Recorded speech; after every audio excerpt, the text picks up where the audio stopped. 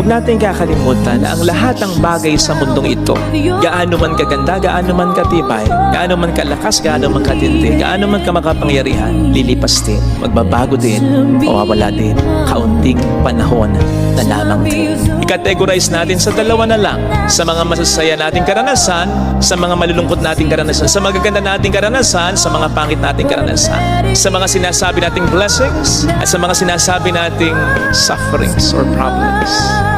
Ang una, yung sa magaganda, yung sinasabi nating mga blessings, yung mga moments ng ating kaligayahan. Ito ay kaunting panahon na din lang. Halimbawa dyan, yung mga ine-enjoy nating magaganda, magandang pangangatawan, magandang kalusugan, talento na sa atin ay hinahangaan, posisyon o kapangyarihan na ating iniingatan, lahat ng yan ay kaunting panahon na lang.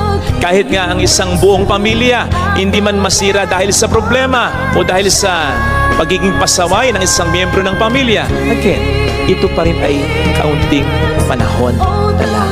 Dahil darating at darating ang pagkakataon ng kamatayan. Kaya't kahit ang isang masaya at ideal na pamilya ay kaunting panahon na lang. Kaya anuman ang mga magagandang karanasan, katangian, bagay na meron tayo, enjoy it, savor it, love it, be grateful to God for it, but do not hold on to it tightly, sapagkat hindi habang buhay ito ay mananatili sa atin.